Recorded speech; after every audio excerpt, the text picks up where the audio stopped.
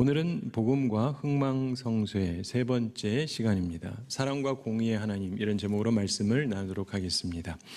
오늘 본문의 배경, 다윗 왕의 아들 솔로몬 왕, 이 지혜 왕이 성전을 건축한 후에 있었던 일입니다.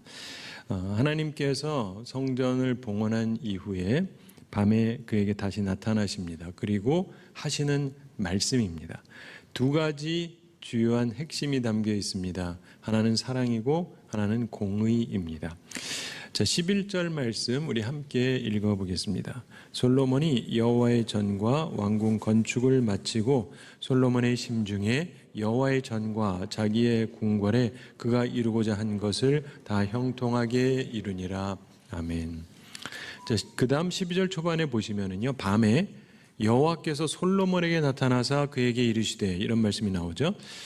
솔로몬이 처음에 왕이 됐습니다. 그리고 1000번제를 드렸죠. 그때 하나님께서 나타나셨습니다. 이번에도 하나님께서 나타나셔서 말씀하십니다. 이번에 드린 것은 그거의 100배가 넘는 것을 드렸어요. 그리고 하나님이 나타나셔서 말씀하시는데 그 말씀에 두 가지 내용이 나온다고 말씀드렸습니다. 바로 사랑과 공의입니다. 오늘 제목의 근거가 되는 말씀인데 12절 후반에 보시면 내가 이미 내 기도를 듣고 이곳을 택하여 내게 제사하는 성전을 삼았으니, 이렇게 말씀합니다. 성전을 하나님께서 받으셨다는 것입니다. 그러면서 13절과 14절에서 하나님의 사랑에 대한 말씀을 하십니다. 13절 함께 읽어보겠습니다. 혹 내가 하늘을 닫고 비를 내리지 아니하거나 혹 메뚜기들에게 토산을 먹게 하거나 혹 전염병이 내 백성 가운데 유행하게 할 때, 어려움의 때를 말씀하는 것이죠. 경제적인 환난의 때, 코로나19처럼 전염병으로 고생할 때, 바로 그때 무엇하라고 하십니까? 기도하라고 말씀하세요. 14절 함께 읽어보겠습니다. 14절 내 이름으로 일컫는 내 백성이 그들의 악한 길에서 떠나 스스로 낮추고 기도하여 내 얼굴을 찾으면 내가 하늘에서 듣고 그들의 죄를 사하고 그들의 땅을 고칠지라. 아멘. 여러분, 기도는 전능하신 하나님께 요청하는 것이죠. 하나님께서 그걸 허락하시는 것입니다. 우리는 보통 성전은 하나님의 집이다, 그리고 하나님 앞에 와서 기도하는 곳이다, 하도 많이 들어서 뭐 그런가 보다 이렇게 생각하는 경향이 있는데 이게 굉장히 큰 이야기입니다. 왜 그러냐? 여러분이 누구한테 부탁을 하는데 우리나라 대재벌 회장한테 가가지고 저 돈 좀 주세요, 언제든지 가서 구하실 수 있으시죠? 네. 우리나라 대통령 누군지 아시죠? 가셔가지고 뭐 좀 도와주세요 하시면 다 도와주시죠? 네. 자, 그러니까 우리는 하나님께 요청하는 걸 굉장히 가볍게 생각하는데 항상 그러니까 허용이 돼 있으니까. 근데 이 세상 만물을 다스리시고 이 세상을 주관하신 하나님께서 나한테 와서 요청해도 된다라고 하신 거예요. 굉장한 거예요. 근데 우리는 항상 열려 있으니까 그런가 보다 이렇게 생각할 뿐이죠. 근데 하나님께서 기도하면서 내 얼굴을 찾으면, 이 얘기는 기도를 허락하신 거예요. 이것은 엄청난 사랑의 표시입니다. 여러분, 우리가 인생을 살아가면서도 보면요, 사람 중에 좀 힘 있고 돈 있고 뭐 명예가 있고 권력이 있고 이런 사람들 중에서 보면 자기한테 오는 것도 싫어하고 요청하는 걸 아예 금지합니다. 아주 싫어해요. 전화번호도 안 가르쳐주는 사람도 있고 혹시 알아도 안 받아요. 근데 하나님께서는 사랑이세요. 그래서 구하는 것을 금하지 아니하시고 허락하셨다. 이게 은혜예요. 이걸 믿으시기 바랍니다. 하나님의 사랑을 나타내는 거예요. 그 사랑의 하나님을 마음 새기고 꼭 기억하시게 되기를 바랍니다. 자, 그런데 기도 응답을 그냥 아무렇게나 받는 게 아니에요. 하나님의 말씀이 명확하게 얘기합니다. 이렇게 해야 된다. 기도 응답을 위해서 세 가지 지침을 본문에서 교훈해 주십니다. 첫째가 뭐냐면은 회개, 방향 전환이 있어야 된다는 것입니다. 내 백성이 그들의 악한 길을 떠나, 이렇게 말씀하죠. 하나님의 백성이라 할지라도 그냥 아무렇게나 구하면 해주겠다는 게 아니라 악한 길을 떠나야 된다, 회개해야 된다, 돌이켜야 된다, 방향 전환을 해야 된다, 이런 말씀입니다. 회개에 합당한 열매를 맺어야 기도응답을 받을 수 있다, 이 말입니다. 하나님의 말씀이에요. 여러분, 오늘날에 암 때문에 많은 분들이 고민하지 않습니까? 근데 일단 암 환자로 진단을 받으면 술, 담배 좋아하는 사람이면 반드시 끊으라고 얘기합니다. 이게 발암 물질이고 또 암을 증폭시키기 때문입니다.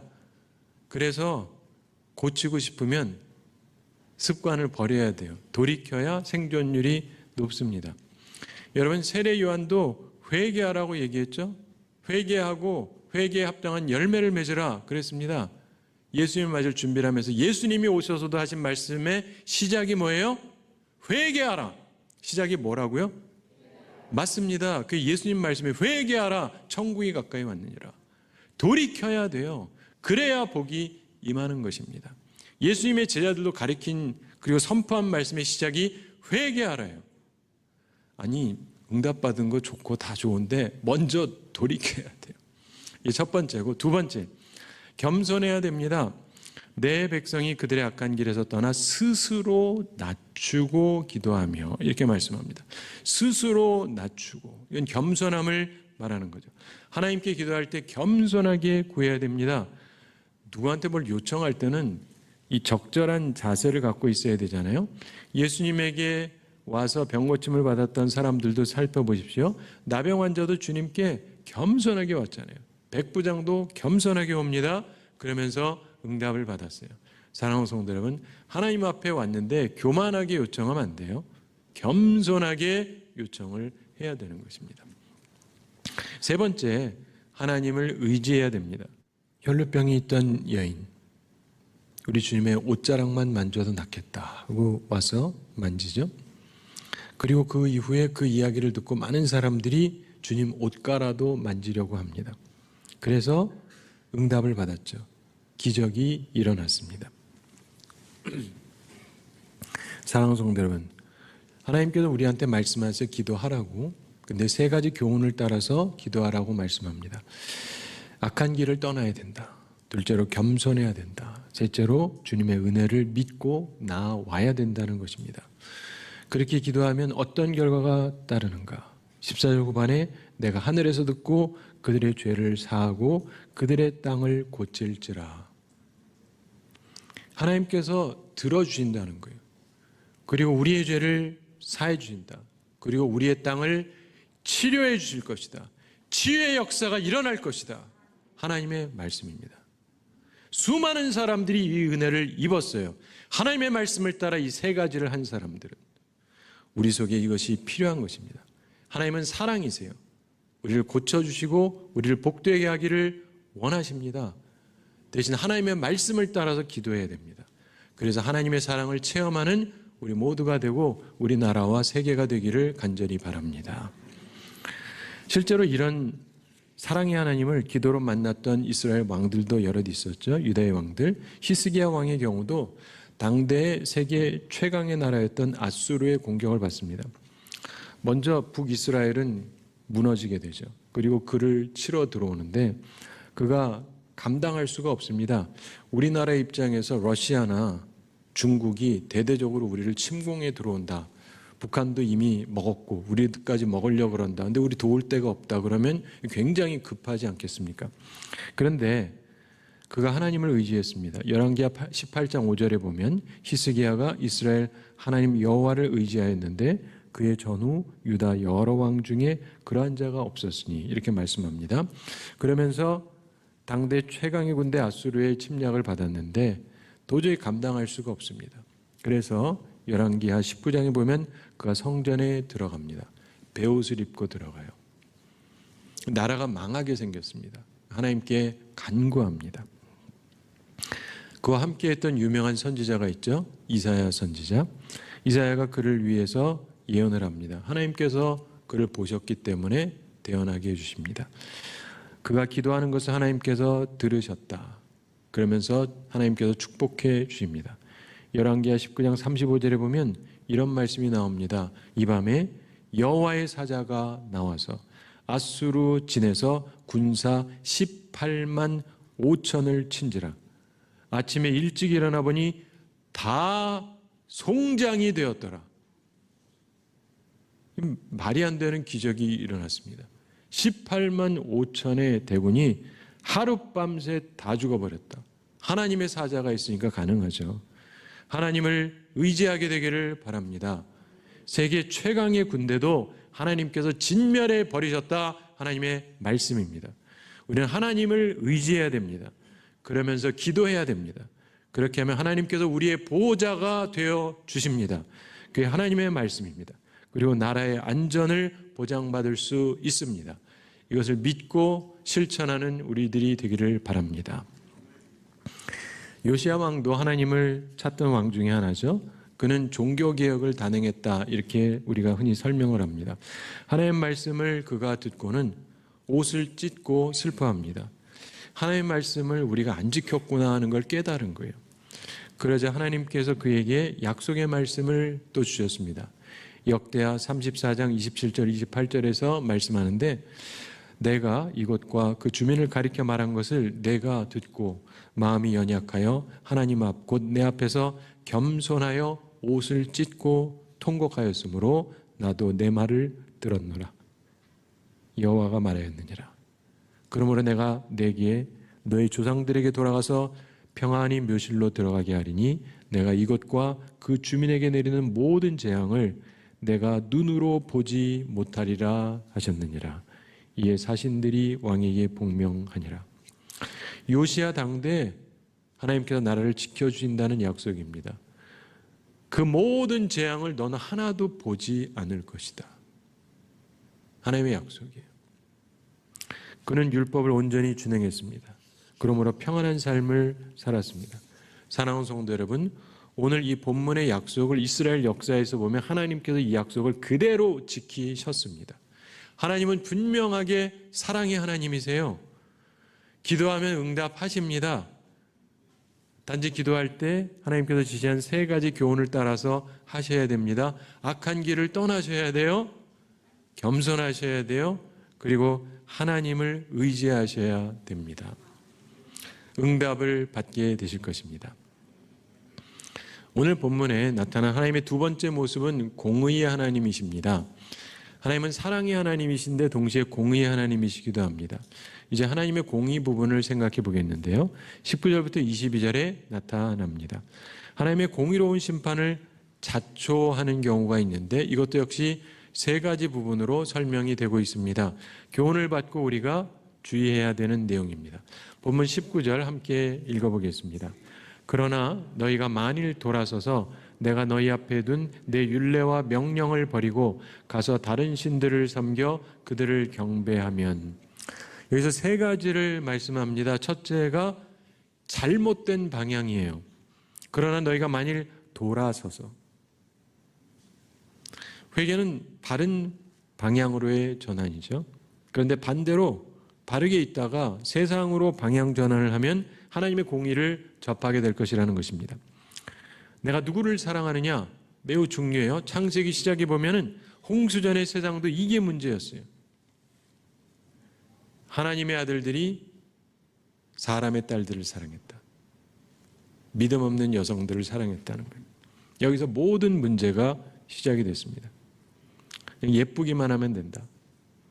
여러분, 솔로몬 왕의 경우도 열왕기상 11장 1절부터 3절에 보면은 솔로몬 왕이 바로의 딸 외에 이방의 많은 여인을 사랑하였으니 이렇게 얘기합니다.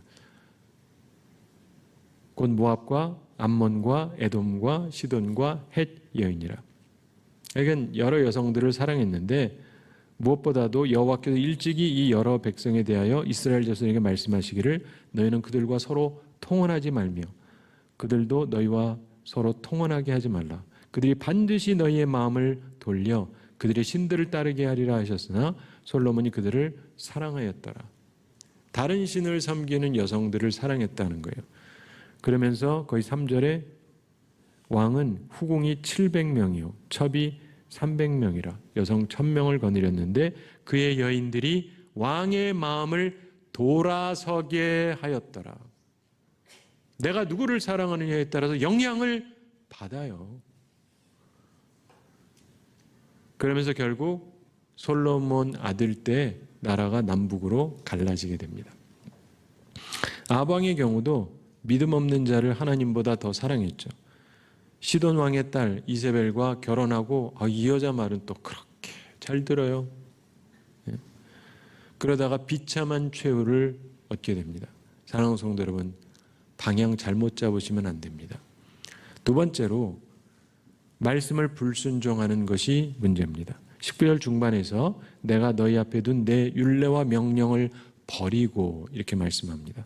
말씀에 불순종하는 것을 말하죠. 여러분 살아가시는데 무엇이 두렵습니까?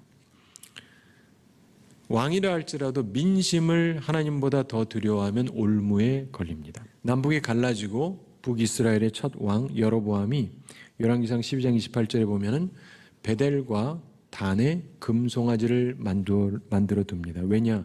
민심 때문이에요. 예루살렘이 남쪽에 있는데 거기에 성전이 있거든요. 사람들이 그쪽으로 왔다 갔다 하다 보면은 이 남왕국으로 사람들의 마음이 쏠릴 수 있다. 이렇게 생각을 해서 철저하게 정치적인 이유로 금으로 만든 금송아지 2개를 만듭니다. 왜 그런 것입니까? 민심이 두렵기 때문에, 하나님보다 민심이 두렵기 때문에. 결국 그 일로 인해서 그 집안이 완전히 망합니다. 그의 사랑하는 아들, 하나밖에 없는 아들이 죽습니다. 그리고 아들이 없으니까 그 가정은 완전히 대가 끊기게 되었습니다. 하나님 말씀 불순종하지 마세요. 세 번째로 탐심으로 사는 것이 문제입니다. 19절 후반에 보면 가서 다른 신들을 섬겨 그들을 경배하면 이렇게 말씀합니다. 왜 다른 신을 섬기고 그렇게 되냐면 이스라엘에 특별히 그 후에 생겼던 것이 바알과 아세라 섬기는 거였는데, 바알은요 물고기처럼 생겼는데 이 바알은 농경신이에요. 농경신. 아세라는 그 와이프고. 그래서 이 신을 섬기면 농사가 잘 된다는 거예요. 이들이 농사 짓는 땅을 얻었거든요. 그러니까 이 신을 섬기면 우리가 부유하고 잘 될 것이다. 탐심 때문이었어요. 신약에서도 탐심은 우상숭배다 이렇게 말씀합니다. 오늘날 우리가 뭐 만들어 놓고 그런 건 안 하지만 현대인의 우상숭배 탐심이에요. 조심해야 됩니다. 많은 성도들이 탐심으로 살아요. 괜찮으냐? 아닙니다. 돈을 사랑함은 일만하게 뿌리죠. 돈이 일만하게 뿌리는 아니고 돈을 사랑함이, 여러분의 마음이 어디로 향하고 있느냐, 이걸 잘 돌이켜보셔야 돼요. 그리고 그 결과에 대해서 본문 20절과 21절에서 말씀합니다. 20절 함께 읽어보겠습니다. 내가 너희에게 준 땅에서 그 뿌리를 뽑아내고 내 이름을 위하여 거룩하게 한 이 성전을 내 앞에서 버려 모든 민족 중에 속담거리와 이야깃거리가 되게 하리니. 아멘. 땅에서 뿌리가 뽑힌다. 나무가 뿌리가 뽑히면 끝이죠. 하나님께서 게다가 이 아름다운, 돈도 엄청나게 집어넣어서 만든 이 놀라운 성전을 버릴 것이다 이렇게 말씀해요. 속담거리가 되게 하고 이야깃거리가 되게 할 것이다. 21절에서 말씀합니다. 이 성전이 비록 높을지라도 그리로 지나가는 자마다 놀라 이르되 여호와께서 무슨 까닭으로 이 땅과 이 성전에 이같이 행하셨는고 하면, 22절 함께 읽어보겠습니다. 대답하기를 그들이 자기 조상들을 애굽 땅에서 인도하여 내신 자기 하나님 여호와를 버리고 다른 신들에게 붙잡혀서 그것들을 경배하여 섬김으로 여호와께서 이 모든 재앙을 그들에게 내리셨다 하리라 하셨더라. 아멘. 한마디로 재앙을 내릴 것이다 이 말씀인데요. 이스라엘이 남북으로 갈라집니다. 우선 북 이스라엘의 첫 왕 여로보암이 금송아지를 우상으로 만들었습니다. 이후에 시돈 왕의 딸 이세벨하고 결혼하고, 그리고 아세라를 대대적으로 섬겼죠. 바알과 아세라를. 그러다가 결국 북이스라엘이 멸망당합니다. 그리고 남유다도 여호사밧이 훌륭한 왕이었는데 북이스라엘의 아합하고 연혼을 합니다. 남북이 친하게 지내자 그때부터 남쪽이 망하기 시작한 거예요. 타락이 시작이 돼요. 그쪽 물결이 들어오면서, 그러면서 결국 멸망하게 됩니다. 제가 한국을 떠나서 있다가 한국에 와서 느끼는 게 28년 만에, 약 30년 만에 와서 제가 느끼는 게 특별히 한국 교회를 보면서 딱 이 느낌이에요. 예전에는 교회가 그렇게 화려하고 큰 교회는 많지는 않았어요. 그러나 건강하고 건실했어요. 지금은 보면 크고 잘 지었어요. 근데 다 빚덩어리. 그래가지고 감당을 못해가지고 교회가 넘어가요. 누가 사는지 아시죠? 경매를 하면은 이단들이 사요. 이 말씀이 그대로 실현되는 것 같지 않습니까? 죄 지을 때 흔히 네 가지 핑계를 댄다 그럽니다. 첫째, 불가피하다. 둘째, 이 정도는 누구나 합니다. 셋째, 내 심정을 아시면 이해가 될 겁니다. 네 번째, 이번 한 번만. 근데 중요한 건 핑계 대신에요, 회개를 해야 되는 것입니다. 우리가 기도하되 회개하는 삶을 살아가야 합니다. 그게 살 길이에요. 나라를 위한다고 한다면 회개하면서 기도해야 돼요. 이걸 잘한 사람이 누굽니까? 다니엘이에요. 그는 자기 조상의 죄를 자기가 회개했어요. 조상의 죄지만. 그러므로 민족의 살 길을 위해서 기도했습니다. 욥은 그의 후손이 혹시라도 잘못할까 봐 번제드리면서 기도하던 사람이었습니다. 우리는 회개하며 살아야 됩니다. 이것을 깨달아야 됩니다. 회개하는 삶, 이것은 주님께서 말씀하신 애통하는 삶을 말하는 것이죠. 애통하는 자는 복이 있나니 저희가 위로를 받을 것이며, 이 말씀 믿으십니까? 하늘의 위로를 받기 원하십니까? 그럼 먼저 애통을 하셔야 돼요. 회개를 해야 위로가 따르는 것입니다. 나를 위해서 애통하고, 남을 위해서 애통하고, 나라를 위해서 애통하고, 온 세계를 위해서 애통하고, 그러다 하늘의 위로가 임하는 것을 체험하시게 될 것입니다. 결론적으로 중요한 교훈이 있습니다. 예수 그리스도밖에 없다는 것입니다. 오직 예수. 이것을 아주 뼈저리게 우리 가슴에 새겨야 됩니다. 아무리 위대한 왕도요, 흠이 있습니다. 사람은 완전하지가 못해요. 따라서 이스라엘은 그들의 역사를 통해서 결국 메시아를 고대했던 거예요. 사랑하는 성도 여러분, 우리나라나 미국이나 유럽이나 세계 어느 곳에도 완전한 지도자는 없습니다. 우리는 성경의 긴 역사를 통해서 하나님의 택함받은 백성, 하나님의 말씀을 받은 민족조차도 완전한 인간 지도자를 배출하지 못했다는 것을 보게 됩니다. 그러니까 허망한 꿈 버리세요. 역사는 우리에게 교훈을 줍니다. 탁월한 지도자, 위대한 지도자가 있기는 했지만 완전한 지도자는 없었습니다. 복음, 좋은 소식의 핵심은 바로 우리의 삶의 왕, 우리의 지도자가 바로 예수 그리스도라고 하는 사실입니다. 주님께서 십자가를 지셨는데 그 십자가 밑으로 나아가서 우리의 짐을 내려놓아야 합니다. 우리의 참된 안식은 오직 예수 그리스도만을 통해서 주어질 수 있는 것입니다. 이걸 믿으시기 바랍니다. 사랑과 공의의 하나님, 그 하나님의 성품이 예수님의 십자가에서 분명하게 나타나지 않습니까? 참된 사랑과 참된 공의 다 나타나고 있습니다. 우리가 그분을 바라봐야 할 것입니다. 미국에서 어떤 성공한 출판사 사장이 있었습니다. 근데 뭐 잘 살고 성공하고 그런다고 꼭 삶이 좋은 건 아닌데 부부 사이가 원만하지가 못했어요. 그러다 어느 날 아내가 집을 나가버렸습니다. 이 일로 인해서 이분이 큰 충격을 받고 절망이 돼서 자살할 생각까지 들었습니다. 근데 그래도 한번 교회 가자 해가지고 교회 가서 혼자 기도하는데 울면서 기도했습니다. 근데 우연히 교회 벽에 어떤 그림이 하나 붙어 있는데 그게 눈에 띕니다. 어떤 남자가 겨드랑이에 지팡이를 의지해서 서 있는데 괴로운 얼굴을 하고 한 곳을 바라보고 있습니다. 멀리 세 개의 십자가가 서 있고 이런 글이 적혀 있었습니다. 내가 내 마음을 안다. 나도 너처럼 괴로워했다. 그의 가슴이 뭉클해졌습니다. 그래서 그가 진정으로 기도하기 시작했습니다. 주님, 저를 도와주십시오.